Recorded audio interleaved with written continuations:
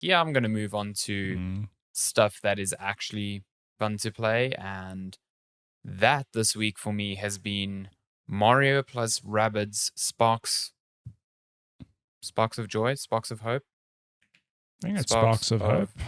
I think it's Sparks of Hope, yeah, because I think people have been saying this sparks joy, and that's why it's completely messed my brain up.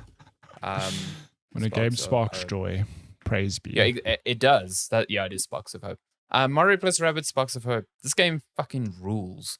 This game is good. Like, probably one of the best I've played this year, and one of the best I've played on Switch in a very long time. So if you're unfamiliar, this is the sequel to Mario and Rabbids Kingdom Battle. I think that's what it was. Came out in the 2017, the year the Switch launched.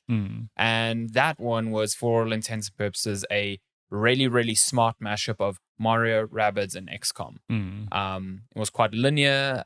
You moved between areas and then had battles where it was very tile-based. You moved a certain number of tiles, you attacked a certain number of tiles, you had half cover, full cover, all of that stuff. I think what got people with the first one was it was a very light adaptation of XCOM, like not as grueling and brutal, but it also captured the feeling of Mario. Like it felt like a Mario game, in terms of visuals and design and stuff like that. So, Sparks of Hope very much, I think, maintains that sort of vibe, but it has dramatically changed the gameplay. So you now explore basically different planets, which are different hubs, and they are like open world, very small open world Mario levels. Where there's like side quests to do, there's small puzzles to solve. You collect coins. You see Goombas and bombs like walking around, and they initiate battles and stuff like that. It's very, very Mario still. Looks beautiful, very punchy.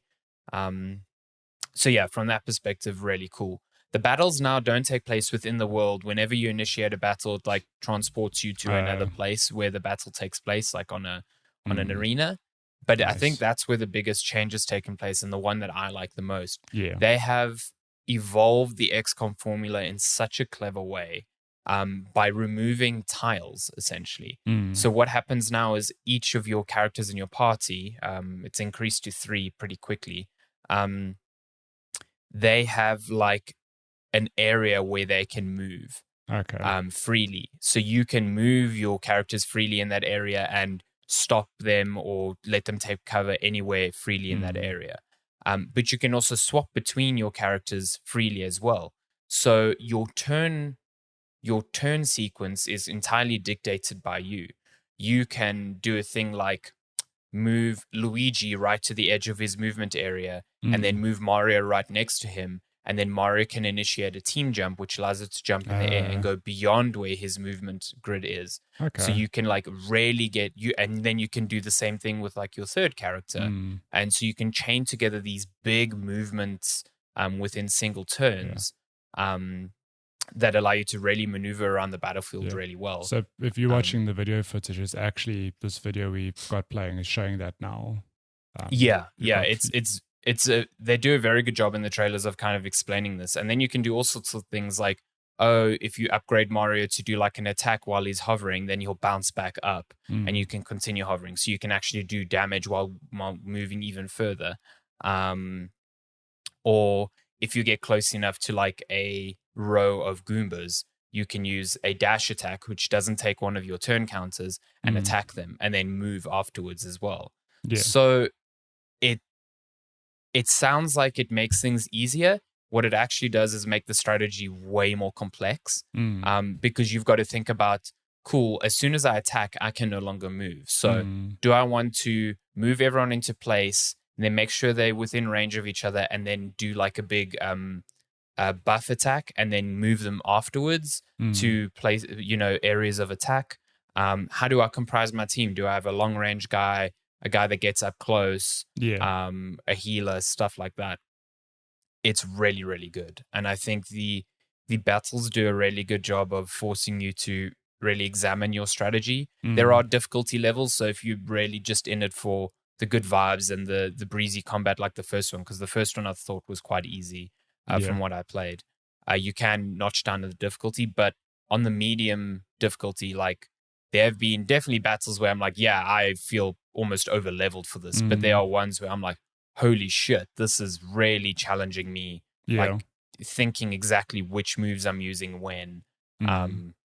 It's great. This game is really, really good. Nice. I think anyone who's into sort of XCOM or strategy, turn-based strategy games, should really pick this one up. Even hell, if you're just into Mario, I think it's a really cool Mario game. It's got a lot of character. The Rabbids are silly and stupid in the best sort of ways. And these new characters called Sparks, they essentially become like elemental weapons that you can use in battles.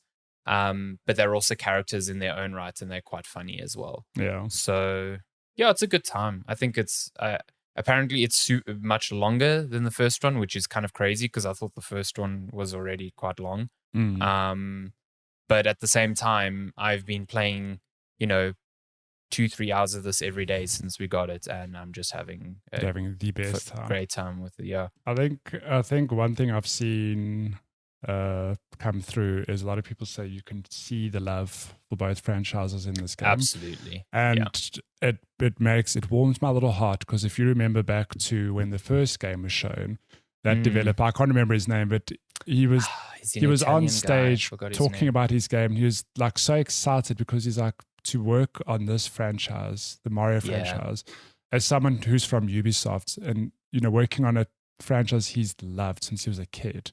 He was like brought to tears by the fact. Yeah, it's really actually touching. Like such a wholesome, one of those nice, rare, wholesome moments on a live stage. And I think that is sort of the mantra that's carried that game and this game, where it's two unlikely franchises, but they end up complementing each other, and the result is just this really fun and like well-polished game. There's so much love poured into this. You can tell there's such a reverence for Mario as a character and as a collection, a universe. And then to tastefully like weave that in with Rabbids, which doesn't really have that sort of, Rabbids is funny and kids love it, but it's not Mario, you know what I mean? It's a different But they've kind, merged them in a way that's clever. It's not like stupid. You can definitely tell that was very evident in the first game, and I think that's why that first one hit so hard. And it's absolutely evident here. It's so good. Love to see it's a great game. Like probably one of the best the Switch will probably get this year, and probably in its lifetime. I think it's a good example of a sequel done very, very right. It very meaningfully it evolves its gameplay, but also doesn't forget like what made the initial game fun. So it's still very much this sort of gameplay you'd expect from this sort of game, but it's got enough of a wrinkle there. It's got tons of wrinkles there that it's like, oh, this feels new. I'm learning new things. This is not just more of that. Cool. Yeah, it's a great game. Looks great on Switch too. Runs.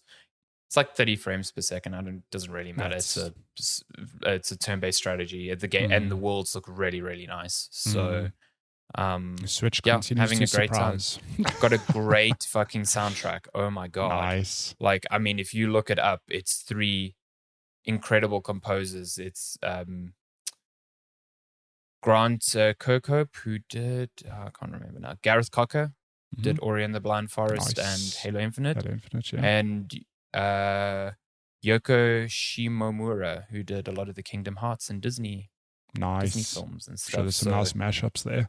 Yeah, there is. Grant Kirkhope did a lot of Banjo-Kazooie stuff. Okay, so that's quite a nice mix.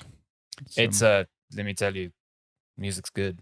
Nice, music's real fucking good. Oh, he also did the Viva Pinata soundtrack. Okay, well there we go. Oh, there we go. That makes and he did the first and he scored the first game. So okay, yeah, it's a good time. The music's real good, so enjoy that too.